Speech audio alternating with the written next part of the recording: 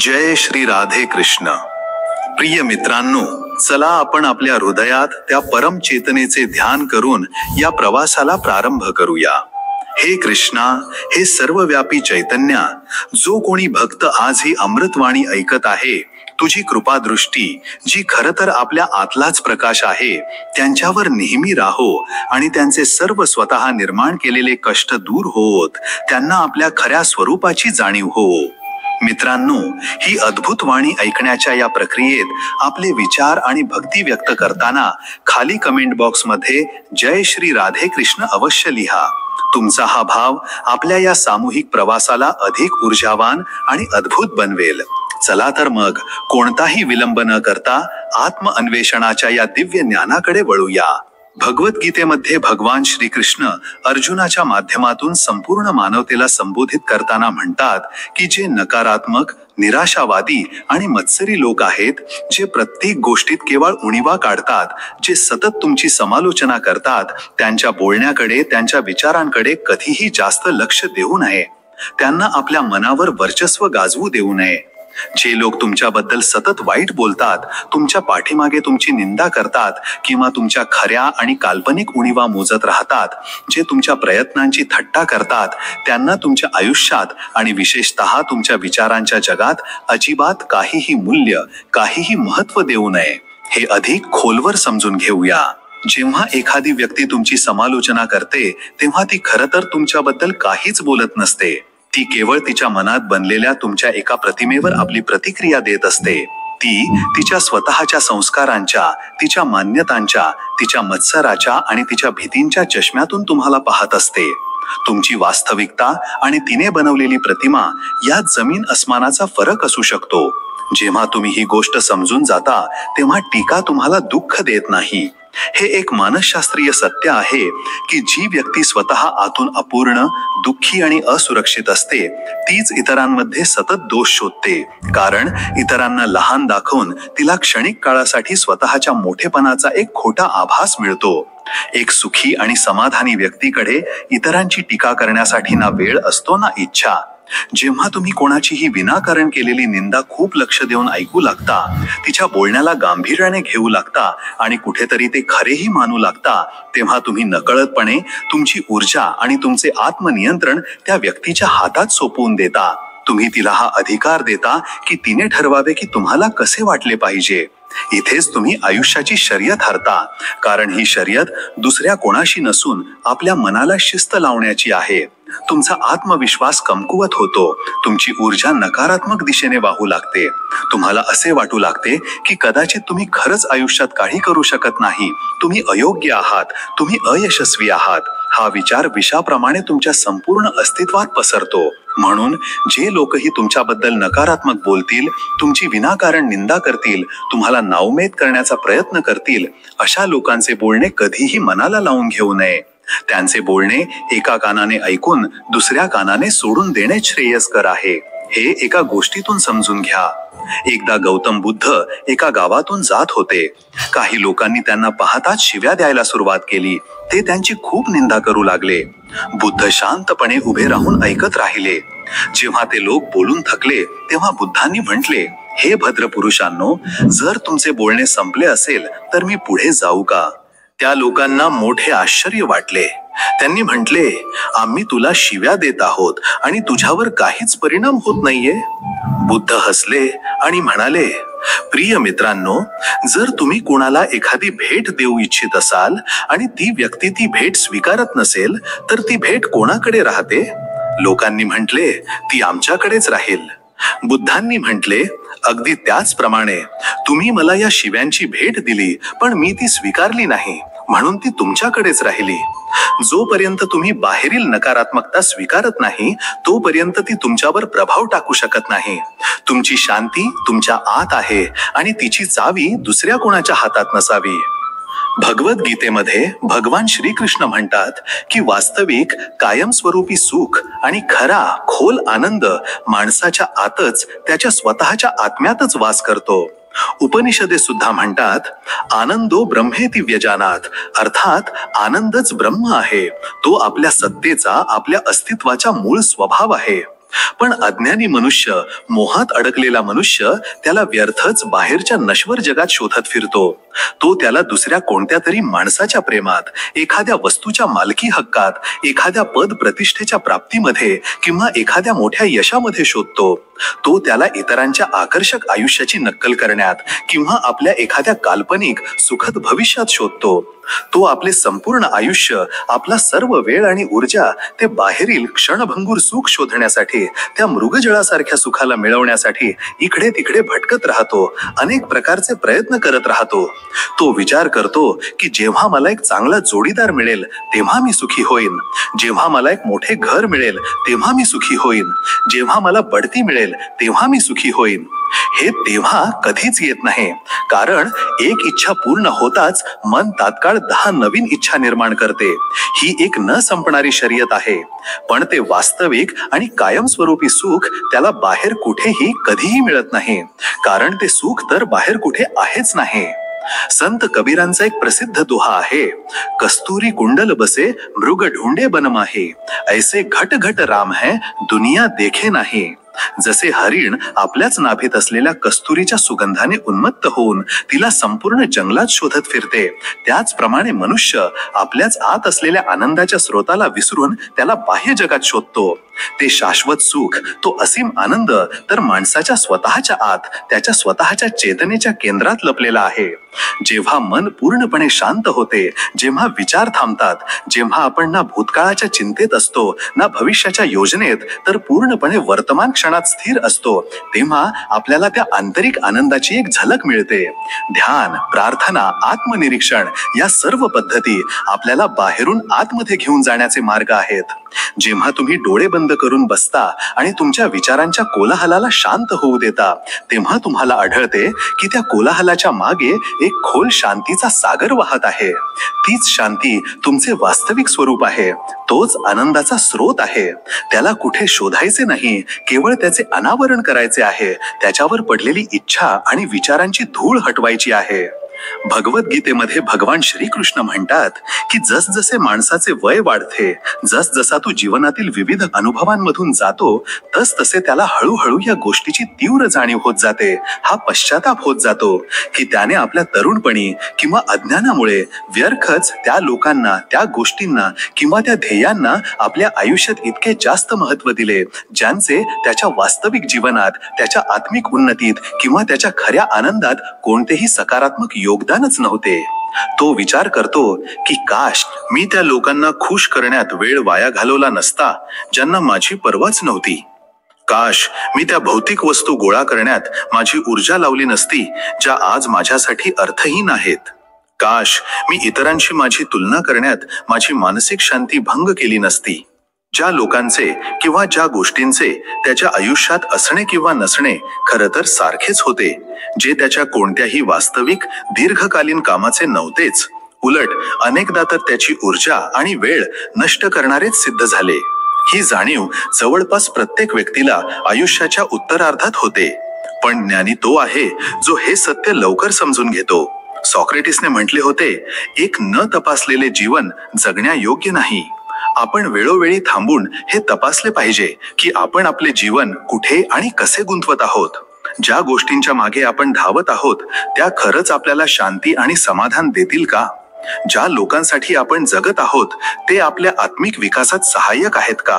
म्हणून आपले हे अनमोल मानवी जीवन इतरांच्या मागे धावण्यात, इतरांच्या मानदंडांवर खरे उतरण्याचा प्रयत्न करण्यात किंवा व्यर्थ सांसारिक गोष्टी गोळा करण्यात खर्च करण्याऐवजी आपले जीवन, आपले आंतरिक जग सुंदर, शांत आणि सार्थक बनवण्यासाठी खर्च करा. आपलेतील गुण विकसित करा, ज्ञान मिळवा, ध्यानाचा सराव करा आणि त्या लोकांसोबत वेळ घालवा जे तुम्हाला प्रेरित करतात आणि तुमच्या खऱ्या स्वरूपावर प्रेम करतात. जीवनाची सार्थकता बाह्य यशात नाही तर आंतरिक रूपांतरणात आहे. भगवद्गीतेमध्ये भगवान श्रीकृष्ण म्हणतात की जे लोक आपल्या चंचल आणि शक्तिशाली मनाला, आपल्या विचारांच्या आणि भावनांच्या प्रवाहाला विवेकाने नियंत्रित करू शकत नाहीत, त्याला शिस्त लावू शकत नाहीत, त्यांचे तेच अनियंत्रित मन हळूहळू त्यांचे सर्वात मोठे शत्रू बनते, जे त्यांना सर्व प्रकारच्या दुःख, अशांती आणि विनाशाकडे घेऊन जाते.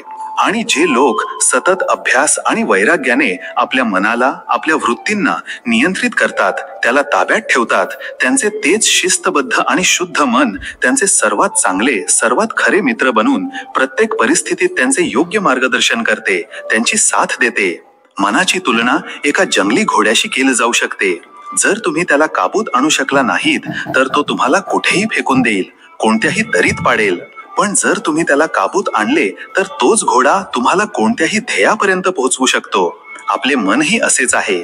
जर ते अनियंत्रित असेल तर ते आपल्याला वासना, क्रोध, लोभ, मत्सर आणि भीती या दऱ्यांमध्ये पाडेल. ते आपल्याला भूतकाळाच्या पश्चातापात आणि भविष्याच्या चिंतेत अडकवून ठेवेल. जर तुमचे मन तुमचा शत्रू झाले तर ते तुम्हाला आतून पोखरून टाकेल, तुम्हाला पूर्णपणे उद्ध्वस्त करेल, तुमच्या सर्व क्षमता नष्ट करेल. पण जर तुमचे मन तुमचा मित्र झाले, तुमचा खरा सोबती बनले, तर या जगातील प्रत्येक यश, प्रत्येक सुख, प्रत्येक कामयाबी तुम्ही अगदी सहज मिळवाल. कारण तेव्हा तुमची सर्व ऊर्जा योग्य दिशेने लागेल, तुमचा प्रत्येक निर्णय विवेकपूर्ण असेल आणि तुम्ही प्रत्येक परिस्थितीत शांत आणि स्थिर राहाल. म्हणून मनाच्या सांगण्यानुसार, मनाच्या क्षणिक इच्छांनुसार डोळे झाकून चालणे सोडून द्या. मनाची गुलामी करणे, त्याच्या प्रत्येक आवेगापुढे गुडघे टेकणे सोडून द्या. उलट आपल्या मनाला विवेकाने, ज्ञानाने समजावून त्याला प्रशिक्षित करून जीवनाच्या योग्य, नैतिक आणि आध्यात्मिक मार्गावर चालले आणि चालवले पाहिजे. याचे 2 प्रमुख उपाय गीता सांगते: अभ्यास आणि वैराग्य. अभ्यासाचा अर्थ आहे मनाला वारंवार नकारात्मक विचारांवरून हटवून सकारात्मक आणि रचनात्मक विचारांमध्ये लावण्याचा सतत प्रयत्न. हे ध्यान, जप, स्वाध्याय किंवा कोणत्याही सकारात्मक कार्याच्या माध्यमातून होऊ शकते. वैराग्याचा अर्थ आहे ज्या सांसारिक वस्तू आणि सुखांमध्ये मन आसक्त आहे त्यांची क्षणभंगुरता समजून घेऊन त्यांच्यापासून आपली आसक्ती हळूहळू कमी करणे. या दोन्हींच्या निरंतर अभ्यासाने मन ताब्यात येते आणि मित्र बनते. भगवद्गीतेमध्ये भगवान श्रीकृष्ण म्हणतात की सुख आणि दुःख हे दोन्हीही जीवनात आळीपाळीने बदलत्या ऋतूंप्रमाणे येत जात राहतील. हा जीवनाचा एक अनिवार्य भाग आहे, एक शाश्वत नियम आहे. यांना द्वंद्व म्हटले गेले आहे. मान अपमान, लाभ हानी, जय पराजय, थंडी गरमी हे सर्व द्वंद्व आहेत. ना सुख नेहमी कायमस्वरूपी राहणार आहे आणि ना दुःख नेहमी कायमस्वरूपी राहणार आहे. जो हे सत्य समजत नाही तो सुख आल्यावर अहंकार आणि आसक्तीने भरून जातो आणि दुःख आल्यावर निराशा आणि शोकात बुडून जातो. म्हणून जेव्हा जीवनात दुःख येईल, एखादे संकट येईल, तेव्हा खूप जास्त घाबरून जाऊ नये, हिम्मत हारू नये. स्वतःला आठवण करून द्यावी की हा एक तात्पुरता टप्पा आहे, हा सुद्धा निघून जाईल. हा काळ आत्मचिंतनाचा आहे, धैर्य शिकण्याचा आहे आणि आपली आंतरिक शक्ती ओळखण्याचा आहे. आणि जेव्हा जीवनात सुख येईल, यश मिळेल, अनुकूल परिस्थिती असेल, तेव्हा त्याची इतकी जास्त सवय लावू नये, त्यात इतके जास्त आसक्त होऊ नये की ते गेल्यावर असह्य वेदना होतील.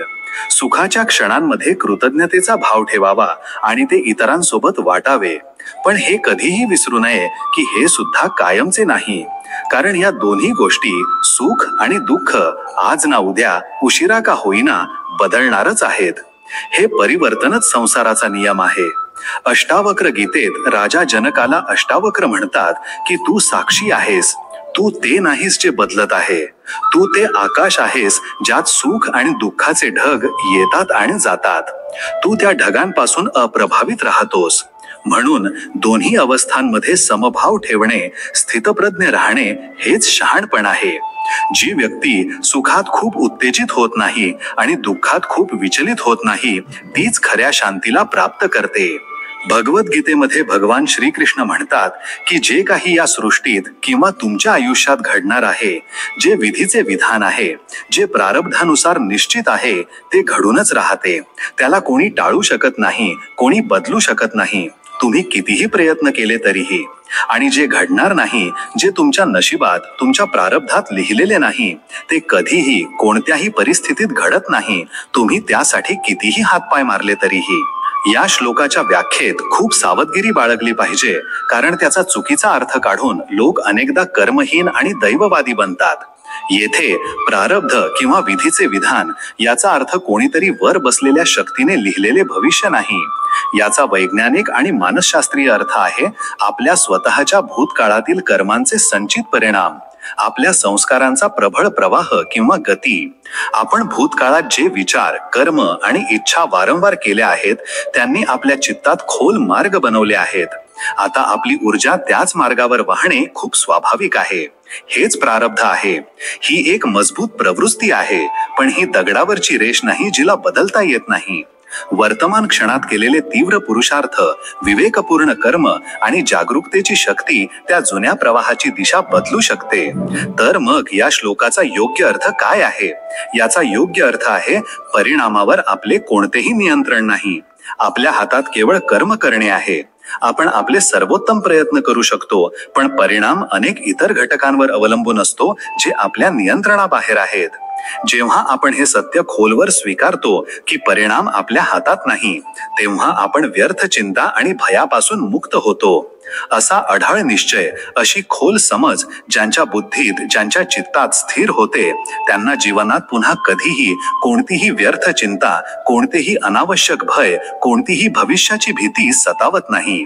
ते आपले कर्म पूर्ण निष्ठेने करतात आणि मग जो काही परिणाम येतो त्याला अस्तित्वाची इच्छा मानून सहजतेने स्वीकारतात. हाच खरा कर्मयोग आणि खऱ्या शांतीचा मार्ग आहे. भगवद्गीतेमध्ये भगवान श्रीकृष्ण म्हणतात की तुम्ही कितीही चांगली आणि सत्कर्मे केलीत तरी, तुम्ही कितीही निस्वार्थ सेवा केलीत तरीही जगातील काही लोक, विशेषतः नकारात्मक आणि मत्सरी प्रवृत्तीचे लोक, केवळ तुमच्या लहान सहान चुकाच, तुमच्या कथित उणीवाच किंवा तुमच्या नकळत झालेल्या एखाद्या चुकीलाच नेहमी लक्षात ठेवतील आणि तिचाच प्रचार करतील. ते तुमच्या 100 चांगल्या गोष्टींकडे दुर्लक्ष करतील, पण तुमची एक चूक पकडून बसतील. तुमच्या चांगल्या गोष्टी ते एकतर पाहणार नाहीत किंवा पाहूनही न पाहिल्यासारखे करतील, कारण तुमचे चांगलेपण त्यांच्या अहंकाराला दुखावते, त्यांना त्यांच्या स्वतःच्या उणीवांची जाणीव करून देते. म्हणून लोक तुमच्याबद्दल काय म्हणतात, काय विचार करतात किंवा तुमची कशी टीका करतात यावर जास्त लक्ष देऊ नका. याला तुमच्या मनावर हावी होऊ देऊ नका. जर तुम्ही लोकांची प्रशंसा मिळवण्यासाठी चांगली कर्मे कराल तर तुम्ही त्यांचे गुलाम बनाल, आणि जेव्हा ते प्रशंसा करणार नाहीत तेव्हा तुम्ही दुखी व्हाल आणि कदाचित चांगली कर्मे करणेच सोडून द्याल. म्हणून तुमचा मापदंड बाहेरील प्रशंसा नसावा, तर तुमचा स्वतःचा विवेक, तुमच्या स्वतःच्या अंतरात्म्याचा आवाज असावा. फक्त तुम्ही तुमच्या विवेकानुसार, तुमच्या पूर्ण निष्ठेने आणि प्रामाणिकपणे तुमचे श्रेष्ठ कर्म, तुमचे कर्तव्य करत राहा, कोणत्याही बाहेरील प्रशंसेची किंवा निंदेची पर्वा न करता. तुमचे कर्मच तुमची ओळख आहे. शेवटी तुम्हाला स्वतःसोबत जगायचे आहे, लोकांसोबत नाही. जर तुमचा अंतरात्मा जाणत असेल की तुम्ही योग्य मार्गावर आहात, तर मग दुसऱ्या कोणाच्याही प्रमाणपत्राची काहीही आवश्यकता नाही. भगवद्गीतेमध्ये भगवान श्रीकृष्ण म्हणतात की स्वतःला, आपल्या अहंकाराला, आपल्या सर्व चिंता आणि इच्छांना पूर्णपणे, कोणत्याही अटीशिवाय त्या सर्व शक्तिमान करुणामय सत्तेला समर्पित करा. तोच तुमचा एकमेव, सर्वात मोठा, सर्वात खरा आणि सर्वात कायमचा आधार आहे. या समर्पण किंवा शरणागतीचा खोल अर्थ समजून घेणे आवश्यक आहे. हे कोणत्या तरी बाह्य देवतेसमोर असहाय्य होऊन गयावया करणे नाही. हे आपल्या छोट्या मीचे, आपल्या अहंकाराचे, आपल्या या भावनेचे की मी करता आहे, मी सर्व काही नियंत्रित करू शकतो, विसर्जन आहे. ही या खोल समजुतीसह जगणे आहे की आपण या विशाल ब्रह्मांडाच्या लीलेत केवळ एक छोटेसे पात्र आहोत आणि एक मोठी शक्ती किंवा प्रज्ञा आहे जी सर्व काही चालवत आहे. जेव्हा आपण आपल्या जीवनाच्या नावेचे वल्हे आपल्या छोट्याशा अहंकाराच्या हातातून हिसकावून त्या ब्रह्मांडीय प्रज्ञेला सोपवतो, तेव्हा आपण एका असीम शांतीचा आणि भारमुक्ततेचा अनुभव करतो. जो कोणी मनुष्य या परम सत्याला, या ईश्वरी आधाराला आपल्या जीवनात खोलवर ओळखतो आणि त्यावर पूर्ण विश्वास ठेवतो, तो या संसारातील प्रत्येक प्रकारच्या भयापासून, प्रत्येक प्रकारच्या चिंतेपासून आणि प्रत्येक प्रकारच्या संसारिक दुःखांपासून आपोआपच पूर्णपणे स्वतंत्र होतो, मुक्त होतो. भीती तोपर्यंतच असते जोपर्यंत मीची भावना असते, माझ्यासोबत काही वाईट होऊ नये याची भीती असते. जेव्हा मीच समर्पित झाला तर भीती कोणाची? शरणागतीतच परम शांती आणि अभय आहे. ही एक अशी अवस्था आहे जिथे तुम्ही जीवनाच्या नदीत पोहण्याचा प्रयत्न करत नाही, तर नदीलाच स्वतःला घेऊन जाऊ देता, हे जाणून की नदी शेवटी सागरालाच मिळेल. भगवान श्रीकृष्ण म्हणतात, तुमचे असे काय गेले की तुम्ही व्यर्थ रडता? तुम्ही या जगात रिकाम्या हाताने काय आणले होते, जे तुम्ही ते तुमचे होते असे समजून गमावले? तुम्ही असे काय निर्माण केले होते जे तुमच्यामध्ये नष्ट झाले? तुम्ही जे काही घेतले ते इथेच या धर्तीवरून, या निसर्गातून घेतले.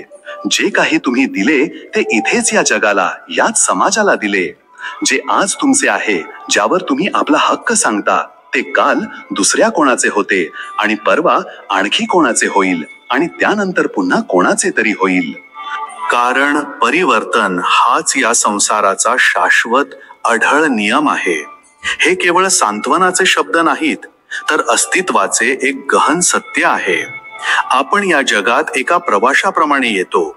काही काळासाठी येथील वस्तू, नाती आणि परिस्थितींचा वापर करतो आणि मग सर्व काही इथेच सोडून जातो. माझे ही भावनाच सर्व दुःखांचे आणि आसक्तीचे मूळ आहे. जेव्हा आपण एखाद्या वस्तूला किंवा व्यक्तीला माझे म्हणतो, तेव्हा आपण तिच्यासोबत आपली ओळख जोडतो.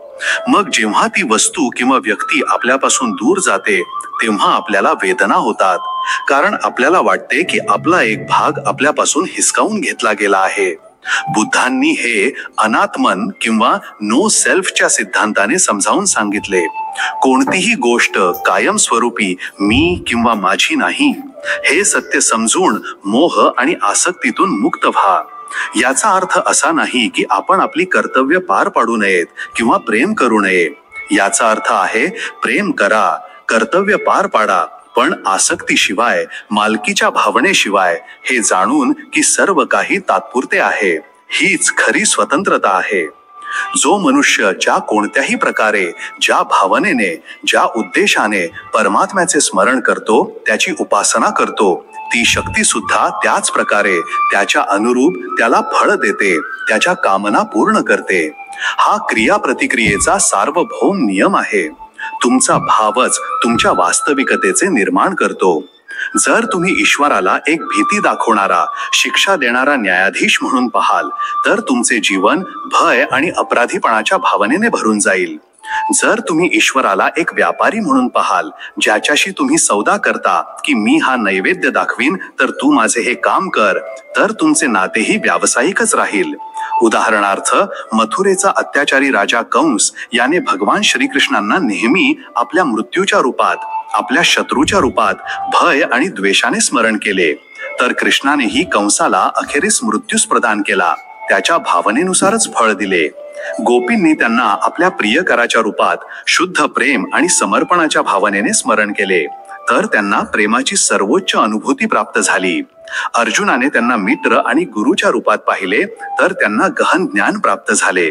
म्हणून आपल्याला परमात्म्याचे, ईश्वराचे त्याच रूपात, त्याच शुद्ध आणि सात्विक भावनेने स्मरण केले पाहिजे, ज्या रूपात तुम्ही त्यांच्याकडून काहीतरी मिळवू इच्छिता. मग ते ज्ञान असो, भक्ती असो, शक्ती असो, शांती असो किंवा मुक्ती असो, तुमचा भावच तुमच्या फळाचे निर्धारण करतो. अस्तित्व एका आरशासारखे आहे. तुम्ही त्यावर जो चेहरा बनवाल तोच तुम्हाला परत दिसेल. जर कोणी तुमचा आपला असेल, तुमचा कोणी जवळचा नातेवाईक असेल किंवा कोणी तुमच्यापेक्षा पद, वय किंवा अनुभवाने मोठा असेल, तरीही त्याचे तुमच्या प्रती वारंवार होणारे चुकीचे, अयोग्य किंवा अपमानजनक वर्तन कधीही कोणत्याही किमतीवर सहन करू नये. हा एक खूपच संवेदनशील आणि महत्त्वाचा विषय आहे. भारतीय संस्कृतीत मोठ्यांचा आदर करणे आणि नाती जपणे शिकवले जाते, पण याचा अर्थ अन्याय सहन करणे कधीच होत नाही. आत्मसन्मान किंवा आपल्या आत्मस्वरूपाचा सन्मान हा सर्वात मोठा धर्म आहे. जेव्हा तुम्ही कोणाच्या अयोग्य वर्तनाला शांतपणे सहन करता, तेव्हा तुम्ही न कळत त्या व्यक्तीला हा संदेश देत असता की असे वर्तन स्वीकार्य आहे. यामुळे तुम्ही केवळ तुमचेच नुकसान करत नाहीत, तर त्या व्यक्तीलाही अधिक चुकीचे करण्यास प्रोत्साहित करता, ज्यामुळे तिचेही चारित्र्य पतन होते.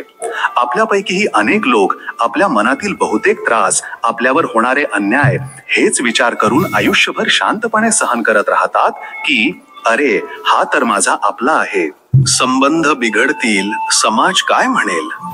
पण खोलवर विचार करण्याची गोष्ट ही आहे की जी व्यक्ती तुमच्या आत्मसन्मानाला वारंवार धक्का पोहोचवते, जी तुमच्या दुःखाचे कारण बनते, ती खरं तर तुमची आपली कशी असू शकते.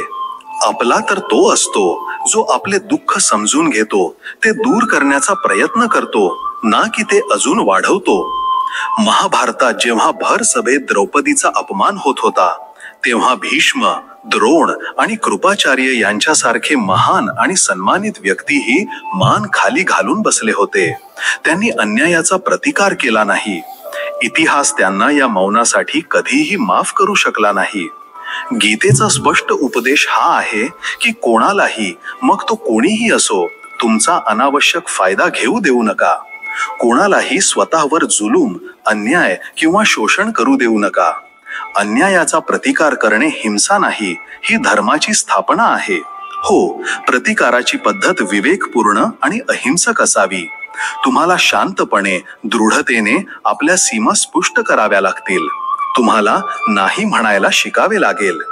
कारण तुम्ही जितके जास्त शांतपणे सहन कराल, लोक तुम्हाला सहन करण्यासाठी, अजून जास्त शांत राहण्यासाठी अजून जास्त मजबूर करतील. त्यांचे अत्याचार वाढतच जातील. आत्मसन्मानाने जगणे हा तुमचा अधिकारही आहे आणि कर्तव्यही. भगवद्गीतेमध्ये भगवान श्रीकृष्ण म्हणतात की जो या जगातून निघून गेला, ज्याचा मृत्यू झाला, किंवा जो तुमच्या या आयुष्यातून, तुमच्या जीवन मार्गावरून कोणत्याही कारणामुळे निघून गेला, त्याचे खूप जास्त किंवा कायमचे दुःख अजिबात करू नका, शोकात बुडून राहू नका. आणि जे अजून येणार आहे, जे भविष्याच्या गर्भात आहे, त्याचीही खूप जास्त अनावश्यक चिंता करू नका, कारण ते तुमच्या नियंत्रणात नाही. हा उपदेश जीवनाच्या सर्वात मोठ्या सत्यावर, म्हणजेच परिवर्तन आणि वर्तमानाची शक्ती, यावर आधारित आहे. जेव्हा महाभारताचे युद्ध सुरू होणार होते, तेव्हा अर्जुन आपल्याच नातेवाईकांना शत्रूच्या रूपात पाहून शोक आणि मोहाने ग्रस्त झाला. त्याने भविष्यातील अनेक चिंता व्यक्त केल्या. कुळाचा नाश होईल, स्त्रिया विधवा होतील, मुले अनाथ होतील, समाजात अधर्म पसरेल. त्याचे सर्व बोलणे तर्कसंगत होते, पण ते सर्व भूतकाळातील मोह आणि भविष्यातील भयावर आधारित होते. तेव्हा भगवान श्रीकृष्णांनी त्याला स्थितप्रज्ञ किंवा ज्ञानी व्यक्तीची लक्षणे सांगताना म्हटले, हे अर्जुना, जो खरोखर ज्ञानी असतो, तो जे लोक मरण पावले आहेत किंवा या जगातून गेले आहेत, किंवा जे एक दिवस निश्चितपणे जाणारच आहेत, त्यांची व्यर्थ चिंता करत नाही, त्यांचे अनावश्यक अत्यधिक दुःख किंवा शोक करत नाही. ज्ञानी लोक ना भूतकाळातील अपयशांचा किंवा हानीचा अनावश्यक शोक करतात, आणि ना येणाऱ्या उद्याच्या अनिश्चिततेची व्यर्थ चिंता करतात. आपल्या जीवनातील सर्व दुःखांचे, सर्व तणावांचे मूळ कारणच हे असते की आपले मन एकतर भूतकाळाच्या आठवणींमध्ये अडकलेले असते किंवा भविष्याच्या कल्पनांमध्ये डुंबत असते. आपण अनेकदा त्यातच जगत राहतो, पण आपल्या अनमोल वर्तमानात, या जिवंत क्षणात आपण जगतच नाही. जबकि सत्य हे आहे की जीवन केवळ आत्ता आणि येथेच उपलब्ध आहे.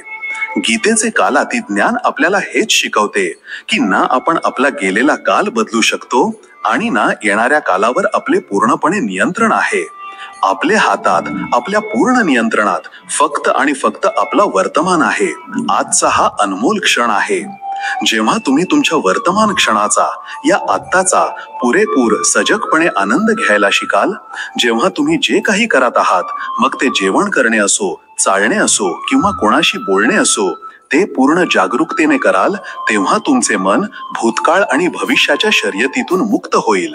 आणि जसे मन वर्तमानात स्थिर होते, तुमच्या आयुष्यातील बहुतेक तणाव आणि चिंता पूर्णपणे आपोआपच नाहीशा होतील. हेच बौद्ध धर्मात माइंडफुलनेस किंवा सम्यक स्मृतीचे सार आहे.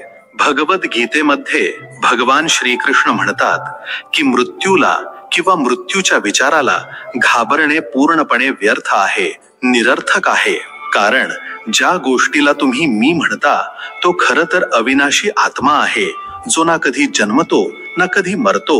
भगवान श्रीकृष्णांनी अर्जुनाला सांगितले, हे अर्जुना, हे जग, ही पृथ्वी मृत्यू लोक आहे. म्हणजेच इथे मृत्यू एक अनिवार्य सत्य आहे. ज्याचाही या लोकात जन्म झाला आहे तो एक दिवस निश्चितपणे मरणारच आहे. जसे आपण दररोज आपले जुने, मळलेले किंवा फाटलेले कपडे बदलतो आणि नवीन स्वच्छ वस्त्रे धारण करतो, अगदी तसेच आपला हा अविनाशी आत्मा शरीर जीर्ण शीर्ण झाल्यावर हे जुने नश्वर शरीर सोडून देतो आणि आपल्या कर्मानुसार एक नवीन शरीर धारण करतो. मृत्यू म्हणजे फक्त या वर्तमान जीवनाची एक नवीन सुरुवात आहे.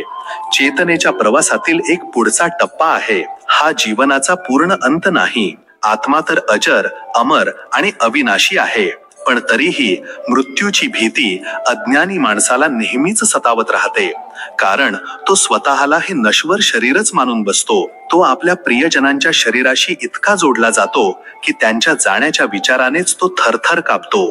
जी व्यक्ती हे गहन सत्य, हे जीवन मृत्यूचे रहस्य नीट समजून घेते की मी हे शरीर नाही तर यात वास करणारी चेतना आहे, मी इथे या जगात, या शरीरात काही काळासाठीच एका प्रवाशाच्या रूपात आलो आहे, हे माझे कायमचे घर नाही, तिच्या आयुष्यातील सर्व व्यर्थ भांडणे संपून जातील, सर्व सांसारिक दुःखच आपोआप नाहीसे होतील.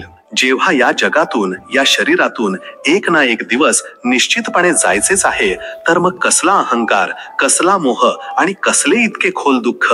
या समजुतीने जगणारी व्यक्ती जीवनाचा पुरेपूर आनंद घेते, पण मृत्यूच्या भयापासून मुक्त राहते. ती प्रत्येक क्षण एका भेटीप्रमाणे जगते. भगवद्गीतेमध्ये भगवान श्रीकृष्ण म्हणतात की आपल्या चंचल, शक्तिशाली मनाला आणि सतत उठणाऱ्या असंख्य विचारांना विवेकाने नियंत्रित केल्याशिवाय, त्यांना शिस्त लावल्याशिवाय आयुष्यात कधीही खरी, कायमची शांती आणि वास्तविक खोल समाधान मिळू शकत नाही. अर्जुनाने स्वतः भगवान श्रीकृष्णांना युद्धभूमीवर हे मान्य केले होते की, हे कृष्णा, माझे हे मन खूप चंचल, प्रक्षोभक, दृढ आणि बलवान आहे. मला याला वश करणे वाऱ्याला वश करण्यासारखे अत्यंत कठीण वाटते. हा प्रत्येक साधकाचा, प्रत्येक त्या व्यक्तीचा अनुभव आहे जो आत्मविकासाच्या मार्गावर आहे. आपले मन योग्य आणि अयोग्य सर्व काही व्यवस्थित जाणते, तरीही ते आपल्या जुन्या सवयी आणि वासनांच्या प्रवाहात वाहून जाते. जे आपण खरं तर करू इच्छितो, जे आपल्याला माहित आहे की योग्य आहे, ते आपण करू शकत नाही. आणि जे आपण करू शकत नाही, जे आपल्याला माहित आहे की चुकीचे आहे, ते आपले हे शक्तिशाली मन जबरदस्तीने, बलपूर्वक आपल्याकडून करवूनच घेते. हा एक आंतरिक संघर्ष आहे. तर भगवान श्रीकृष्ण याचा उपाय सांगताना म्हणतात, हे अर्जुना, निसंशय मनाला वश करणे कठीण आहे, पण हे अभ्यास आणि वैराग्याने शक्य आहे. अभ्यासाचा अर्थ आहे आपल्या मनाला एका निरीक्षकाप्रमाणे, एका साक्षीप्रमाणे पाहायला शिकणे. जेव्हा एखादा विचार किंवा भावना मनात येते, तेव्हा तिच्या सोबत वाहून न जाता तिला एका अंतरावरून पाहावे. तिला चांगले किंवा वाईट न म्हणता. या साक्षी भावाचा अभ्यास म्हणजेच ध्यान आहे. जेव्हा तुम्ही तुमच्या विचारांना पाहू लागता, तेव्हा तुम्हाला कळते की तुम्ही विचार नाही तर विचारांना पाहणारे आहात. हे अंतरच स्वातंत्र्याची सुरुवात आहे. आणि वैराग्याचा अर्थ आहे संसारातील वस्तूंमध्ये सुख शोधण्याची व्यर्थता समजून घेणे. जेव्हा तुम्ही हे पाहता की कोणतीही बाह्य वस्तू किंवा व्यक्ती तुम्हाला कायमचे सुख देऊ शकत नाही, तेव्हा मनाची त्यांच्या प्रती असलेली धाव आपोआप शांत होऊ लागते. हे काही एका दिवसाचे काम नाही, यात वेळ आणि सतत प्रयत्न लागतात. पण जोपर्यंत तू तुझ्या या शक्तिशाली मनाची आणि या अनियंत्रित विचारांची गुलामी सोडणार नाहीस, तोपर्यंत तुला या जीवनात खरी शांती आणि वास्तविक कायमची खुशी कधीच मिळणार नाही. मनावरचा विजय हाच आत्मविजय आहे. भगवद्गीतेमध्ये भगवान श्रीकृष्ण म्हणतात की वासना, क्रोध आणि लोभ हे तीनही दुर्गुण व्यक्तीच्या स्वतःच्या आणि इतरांच्याही सर्वनाशाचे कारण बनतात. हे तीनही खरं तर नरकाचे 3 प्रमुख दरवाजे आहेत, जे आत्म्याला अधोगतीकडे घेऊन जातात. हे आणखी विस्ताराने समजून घेऊया. वासनेचा अर्थ केवळ कामेच्छा नाही, तर कोणत्याही इंद्रिय सुखाप्रती तीव्र, अतृप्त आणि आंध्री आसक्ती आहे. ही जेवणाची, प्रसिद्धीची, सत्तेची, कोणत्याही गोष्टीची असू शकते. वासना व्यक्तीला विवेकहीन बनवते. क्रोध तेव्हा उत्पन्न होतो जेव्हा आपल्या वासनेच्या पूर्ततेत कोणताही अडथळा येतो. ही एक विनाशकारी ऊर्जा आहे जी आपली शांती आणि इतरांसोबतचे आपले संबंध जाळून राख करते. क्रोधात व्यक्ती अशी कामे करून बसते ज्याचा तिला आयुष्यभर पश्चाताप होतो. आणि लोभ म्हणजेच कधीही न संपणारी आणखी जास्त मिळवण्याची इच्छा. लोभी व्यक्तीकडे कितीही काही असले तरी तो नेहमी अभावातच जगतो आणि अधिक मिळवण्याच्या चिंतेत तो जे आहे त्याचाही आनंद घेऊ शकत नाही. हे तिन्ही एकमेकांशी जोडलेले आहेत. वासनेतून क्रोध आणि लोभ यांचा जन्म होतो. ज्या कोणत्याही माणसात हे तीन प्रबळ दुर्गुण असतात तो माणूस नेहमी इतरांना कोणत्या ना कोणत्या रूपात दुःख देतो, त्यांचे शोषण करतो आणि शेवटी स्वतःही नेहमी दुःख, अशांती आणि पतनालाच प्राप्त होतो. म्हणून या तिन्ही शत्रूंपासून नेहमी सावध राहिले पाहिजे. यांपासून वाचण्याचा उपाय आहे संतोष, क्षमा आणि अनासक्तीचा अभ्यास करणे. जेव्हा आपण जे आहे त्यात समाधान मानायला शिकतो तेव्हा लोभ शांत होतो. जेव्हा आपण इतरांच्या चुकांना क्षमा करायला शिकतो तेव्हा क्रोध शांत होतो. आणि जेव्हा आपण प्रत्येक सुखाची क्षणभंगुरता समजतो तेव्हा वासना शांत होते. हे एक मानसशास्त्रीय सत्य आहे. जेव्हा आपण आपली कोणती तरी आवडती वस्तू खातो तेव्हा सुरुवातीला खूप आनंद मिळतो. पण जर आपण ती खातच राहिलो तर तीच वस्तू बेचव आणि कष्टदायक होऊन जाते. कोणतेही बाह्य सुख कायमस्वरूपी असू शकत नाही, कारण बाह्य वस्तू स्वतःच तात्पुरत्या आहेत. जितकी जास्त एखादी व्यक्ती क्षणिक, नश्वर, सांसारिक सुखांची लालसा आणि त्यांच्या प्राप्तीची तीव्र इच्छा करते तितकेच जास्त तिचे मन त्या सुख भोगांमध्ये आसक्त होऊन जाते, त्यांचे गुलाम बनते. आणि ती जितकी जास्त या बाह्य सुखांच्या मागे धावेल तितकेच जास्त तिला दुःख, निराशा आणि हानीच्या कडू अनुभवातूनही जावे लागेल. कारण ज्या गोष्टी सुरुवातीला मनाला खूप सुखद वाटतात त्याच गोष्टी नंतर जेव्हा त्या मिळत नाहीत किंवा मिळून हिसकावल्या जातात तेव्हा खूप जास्त दुःख देतात. या उलट ज्या गोष्टी जसे की आत्मसंयम, ध्यान, अध्ययन किंवा कठोर परिश्रम सुरुवातीला थोड्या कठीण आणि बेचव वाटतात त्याच गोष्टी दीर्घ काळात व्यक्तीला कायमस्वरूपी सुख, शांती आणि यश प्रदान करतात. म्हणून ज्ञानी व्यक्ती क्षणिक सुखांच्या मृगजळामागे धावत नाही, तर ती आत्मज्ञान आणि आंतरिक शांतीसाठी प्रयत्न करते, जे की खरे आणि कायमस्वरूपी सुख आहे. भगवद्गीतेमध्ये भगवान श्रीकृष्ण हे आश्वासन देतात की जो कोणी मनुष्य या जगातील सर्व नश्वर आधार सोडून केवळ आणि केवळ त्या एका सर्व शक्तिमान परमात्म्यालाच आपला एकमेव खरा आणि अंतिम आधार मानतो, त्याची प्रत्येक भौतिक आणि आध्यात्मिक गरज तो परमात्मा स्वतः कोणत्या ना कोणत्या रूपात पूर्ण करतो. त्यांनी म्हटले, अनन्याश्चिंतयन्तो माम ये जनाः पर्युपासते तेषाम नित्याभियुक्तानाम योगक्षेमम वहाम्यहम. अर्थात जी कोणतीही व्यक्ती अनन्य भावाने म्हणजेच दुसरीकडे कुठेही न पाहता केवळ माझेच चिंतन करत माझ्यावरच पूर्णपणे अवलंबून राहते, अशा नित्य निरंतर माझ्याशी जोडलेल्या भक्तांचा योगक्षेम मी स्वतः उचलतो. इथे योगक्षेमचा गूढ अर्थ आहे. योग म्हणजे जी आवश्यक वस्तू भक्ताकडे नाही ती त्याला प्राप्त करून देणे, आणि क्षेम म्हणजे जी वस्तू त्याच्याकडे आहे तिची सर्व प्रकारे रक्षा करणे. ही एक गहन मानसशास्त्रीय अवस्था आहे. जेव्हा एखादी व्यक्ती आपल्या जीवनाची जबाबदारी पूर्णपणे अस्तित्वावर किंवा परमात्म्यावर सोडून देते तेव्हा तिचे मन चिंता आणि भयापासून मुक्त होते. ती आपले कर्म करते पण परिणामाची चिंता करत नाही. अशा शांत आणि चिंतामुक्त मनाने केलेले कर्म नेहमीच अधिक कुशल आणि प्रभावी असते. आणि जेव्हा मन शांत असते तेव्हा व्यक्तीला योग्य संधी आणि योग्य उपाय आपोआप दिसू लागतात. निसर्ग किंवा अस्तित्व स्वतःच तिची मदत करू लागते. यालाच ईश्वरी कृपा म्हणतात. हा कोणताही चमत्कार नाही, तर समर्पण आणि विश्वासाचा स्वाभाविक परिणाम आहे. जेव्हा तुम्ही अस्तित्वाशी संघर्ष करणे थांबवता आणि त्याच्या प्रवाहाबरोबर वाहण्यास शिकता तेव्हा अस्तित्व स्वतःच तुमची नाव किनाऱ्याला लावते. श्रीकृष्ण म्हणतात, जर तुम्हाला खरोखरच आपल्या जीवनाची दिशा संपूर्णपणे बदलण्याची तीव्र इच्छा असेल तर या महान परिवर्तनाच्या प्रवासाचा जो सर्वात पहिला, सर्वात मूलभूत आणि सर्वात महत्वाचा टप्पा आहे तो हा आहे की तुम्हाला तुमचे मन, तुमच्या चित्तवृत्ती बदलण्यासाठी पूर्णपणे तयार राहावे लागेल. कारण जसे तुमचे मन राहील, ज्या प्रकारच्या संस्कारांनी तुमचे मन युक्त असेल, अगदी तसेच त्याच्या अनुरूप तुमचे विचार प्रकट होतील. आणि जसे तुमचे विचार असतील तसेच तुमचे जीवन घडेल, तुमचे भाग्य निर्माण होईल. ही एक अटूट साखळी आहे. मन, मग विचार आणि मग जीवन. जर तुम्ही तुमच्या जीवनात गरिबी, दुःख आणि अपयशाचा अनुभव घेत असाल तर याचे मूळ कारण कुठेतरी तुमच्या मनात जोपासल्या जाणाऱ्या खालच्या दर्जाच्या नकारात्मक आणि विध्वंसक विचारांमध्येच लपलेले आहे. जर तुम्ही तुमच्या मनात सतत मत्सर, द्वेष, क्रोध, भय, लोभ आणि मोह यांसारखे विचार ठेवाल तर निश्चितपणे तुम्ही स्वतःही त्याच खालच्या प्रवृत्तींचे बळी व्हाल आणि तुमचे जीवन कष्टमय होईल.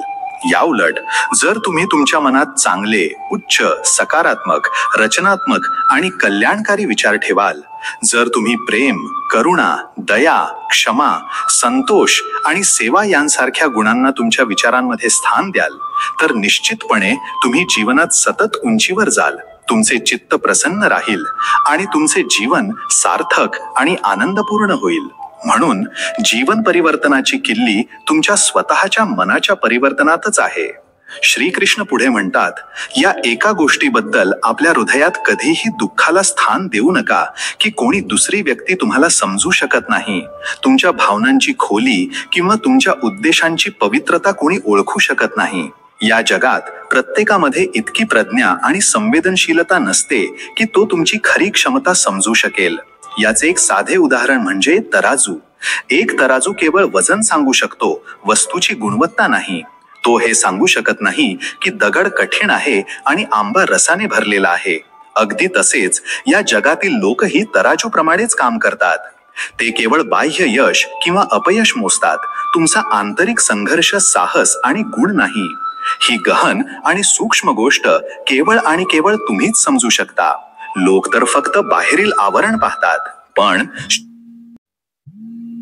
श्रीकृष्ण म्हणतात, कमीत कमी तुम्ही तरी अशी चूक करू नका. तुम्ही स्वतःची तुलना इतरांशी करणे पूर्णपणे बंद करा. कारण प्रत्येक आत्मा अद्वितीय आहे. तुम्ही तुमची किंमत ओळखा, तुमचे आत्ममूल्य ओळखा. जेव्हा तुम्ही स्वतः आपले मूल्य समजाल तेव्हा इतरांची स्वीकृती किंवा अस्वीकृती तुमच्यासाठी महत्वाची राहणार नाही. आयुष्यात आपण बहुतेक वेळा ते सर्व काही करण्याचा प्रयत्न करतो जे आपल्याला हवे असते. पण जीवनाचे गूढ सत्य हेही आहे की शेवटी होते तेच जे ती परमशक्ती, तो नियंत्रक इच्छितो. त्याच्या इच्छेशिवाय एक पानही हलत नाही. पण कदाचित आपल्याला हे माहित नसते की जो परमात्मा आपल्यासाठी इच्छितो तेच आपल्यासाठी सर्वोत्तम आहे, जरी तात्पुरते ते आपल्याला त्रासदायक वाटले तरी. असे यासाठी आहे कारण त्याची दृष्टी त्रिकालदर्शी आणि निस्वार्थ आहे. आता याचा अर्थ असा मुळीच नाही की आपण कर्म करणेच सोडून द्यावे आणि सर्व काही वरच्यावरच टाकावे. मित्रांनो, वरच्याचा खेळ खूपच निराळा आहे. तो देतो तेच जे तो इच्छितो, पण तो त्या विधानाला कार्यान्वित करण्यासाठी कर्म तुमच्याकडूनच करून घेतो. तो तुम्हाला निमित्त बनवतो. म्हणून कर्म करत राहणे, सतत प्रयत्न करत राहणे हाच माणसाचा धर्म आहे. आणि फळाची चिंता न करता देवाच्या इच्छेवर पूर्ण विश्वास ठेवून आपली कर्तव्य पार पाडत जाणे हेच जीवनाचे सार आहे. कधी कधी जीवनाच्या प्रवासात काही परिस्थिती अशी असते जी आपल्या हातात मुळीच नसते. अशा विषम परिस्थितीत आपण स्वतःला पूर्णपणे विवश आणि असहाय्य समजतो. अशा कठीण आणि नियंत्रणाबाहेरील परिस्थितीत अनावश्यकपणे दुःखी होण्याऐवजी जे घडत आहे ते स्वीकारण्याचे धाडस करा. त्याला साक्षी भावाने, धैर्याने होऊ द्या आणि स्वतःला ही एक गोष्ट वारंवार आठवण करून द्या की त्या परमपिता परमेश्वराने निश्चितपणे आपल्यासाठी आपल्या मर्यादित विचारांपेक्षाही खूप जास्त चांगले काहीतरी नक्कीच विचार करून ठेवले असेल. कधी कधी देव मुद्दाम तुमच्या समोर अडचणी उभ्या करतो कारण त्याला तुम्हाला सामान्यातून विशेष बनवायचे असते. त्याला तुम्हाला अधिक मजबूत, सहनशील आणि विवेकपूर्ण बनवायचे असते. अशा बिकट परिस्थितीत जो माणूस तुटतो तो तिथेच राहतो, पण जो माणूस स्वतःवर आणि देवावर अढळ विश्वास ठेवतो आणि धैर्य आणि धाडसाने सतत प्रयत्न करत राहतो, तो एक ना एक दिवस निश्चितपणे त्या वाईट परिस्थितीच्या चक्रव्यूहातून यशस्वीपणे बाहेरही पडतो आणि त्याला जीवनातील ती प्रत्येक खुशी आणि यश मिळते ज्याची त्याने कदाचित कधी कल्पनाही केली नव्हती. कारण त्याला माहित असते की रात्र कितीही लांब का असेना, सकाळचा उजेड होणारच असतो. श्रीकृष्ण पुन्हा म्हणतात, हे मानवा, तुम्ही सर्वप्रथम आपले मूल्य ओळखा. ज्या दिवशी तुम्हाला तुमचे खरे आत्ममूल्य समजेल, त्या दिवसानंतर या जगात कोणाच्याही कौतुकाने किंवा निंदेने तुम्हाला किंचितही फरक पडणार नाही. त्या दिवशी तुम्ही एकटे राहूनही स्वतः सोबतच आनंदी राहायला शिकाल. तुमचा आनंद तुमच्या आतूनच फुटेल आणि मग तुम्ही या जीवनाचा प्रवास कोणत्याही मजबुरीने नाही, पर अत्यंत उत्साह, उमंग आणि आनंदाने पार कराल. जीवनाचा खरा आनंद तर आपल्या पद्धतीने, आपल्या आत्म्याच्या आवाजानेच घेतला पाहिजे. कारण इतरांच्या आनंदाच्या नादात तर जंगलाच्या राजा सिंहालाही सर्कसमध्ये नाचायला भाग पाडले जाते. आपली मौलिकता, आपला स्वधर्म कधीही सोडू नका. मित्रांनो, हे एक कटू सत्य आहे की या जगात बहुतेक वेळा माणूसच माणसाचा रस्ता कापतो. बिचाऱ्या मांजरी तर उगाच बदनाम आहेत. माणूसच माणसाला आपल्या कटू शब्दांनी, आपल्या कपटी वागणुकीने, आपल्या मत्सर आणि द्वेषाच्या अग्नीने डसत आहे. ही जळजळ, हा मत्सर, हा द्वेषाचा प्रकार आजकाल एक सामान्य गोष्ट झाली आहे. मित्रांनो, या मतलबी जगात जिथे बहुतेक नाती स्वार्थावर टिकलेली असतात, नात्यांच्या चहात साखर जरा मोजूनच टाका. जर हा चहा फिका झाला तर जीवनात काहीच चव येणार नाही, आणि जर हा चहा गरजेपेक्षा जास्त गोड झाला तर त्यानेही तुमचे मन भरेल. म्हणून संतुलन हीच गुरुकिल्ली आहे. श्रीकृष्ण म्हणतात, इतरांच्या अयोग्यतेमुळे किंवा त्यांच्या वाईट वागणुकीमुळे प्रभावित न होणे हीच खरं तर तुमची खरी योग्यता असली पाहिजे.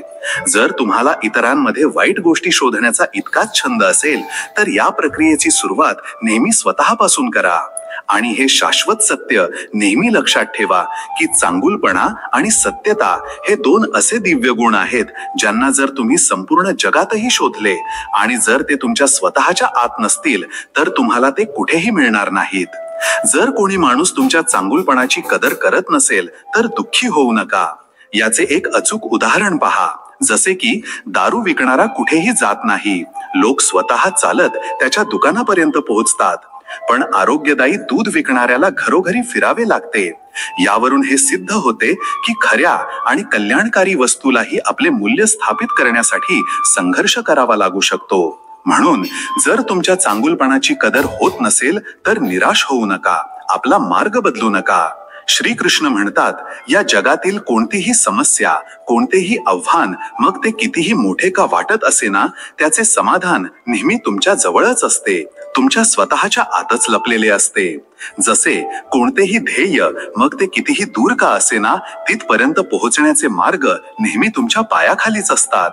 हे या जगाचे एक अत्यंत कटू सत्य आहे की कोण कोणाला कोणत्याही मतलबाशिवाय विचारतो. जेव्हा झाडे हिरवीगार असतात तेव्हा त्यांच्यावर पक्षी घरटी करतात, पण जसे तीच झाडे सुकतात तेव्हा त्यांच्यावर कोणताही पक्षी येऊन घरटे करत नाही. म्हणूनच ज्ञानी लोक म्हणतात की या मतलबी जगाकडून खूप जास्त अपेक्षा ठेवू नका. जर तुम्हाला कोणाशी मतलब ठेवायचाच असेल तर फक्त आपल्या खऱ्या मतलबाशी मतलब ठेवा, म्हणजेच आपल्या आत्मकल्याणाशी, आपल्या आध्यात्मिक उन्नतीशी. मित्रांनो, हे आयुष्य एक असे विशाल आणि रहस्यमयी रंगमंच आहे जिथे पात्राला स्वतःलाच हे माहित नसते की पुढचे दृश्य काय असणार आहे. म्हणूनच या अनिश्चिततेने भरलेल्या जीवनात नेहमी शांत रहा आणि प्रत्येक कार्य धैर्याने करा. आणि हेही लक्षात ठेवा की हे सब्र, संयम आणि सहनशीलता कोणतीही कमजोरी नाही, तर ती आंतरिक शक्ती आहे जी प्रत्येकामध्ये नसते. मित्रांनो, नेहमी या एका महत्वाच्या गोष्टीला लक्षात ठेवा की या जगात काहीही स्थायी नाही. म्हणून कोणत्याही वस्तू किंवा परिस्थितीशी अतिमोह करू नका आणि स्वतःला खूप जास्त तणावात टाकू नका. शरीर जितके फिरत राहील तितकेच निरोगी राहते आणि मन जितके स्थिर राहील तितकेच निरोगी राहते. पण आज याचे उलटेच होत आहे. लोकांचे शरीर तर एकाच ठिकाणी बसून राहते आणि मन नेहमी इकडे तिकडे भटकत राहते. हा असमतोलच आपल्या दुःखांचे मूळ कारण आहे. मित्रांनो, या संवादाच्या शेवटी फक्त एवढेच सांगेन की हे आयुष्य आपल्याला परमात्म्याने दिलेली एक अमूल्य भेट आहे. याला असेच व्यर्थ वाया जाऊ देऊ नका. आयुष्यात आपल्याला कधी अमाप आनंद मिळतो तर कधी खोल दुःखांचाही सामना करावा लागतो. पण जर तुम्ही आयुष्याच्या या कडूपणाला एक आव्हान म्हणून स्वीकारले तर तुम्ही निश्चितपणे आयुष्य जिंकाल. दुःख वेदना आणि हसू आनंद हे दोन्ही काही क्षणांसाठीच असतात.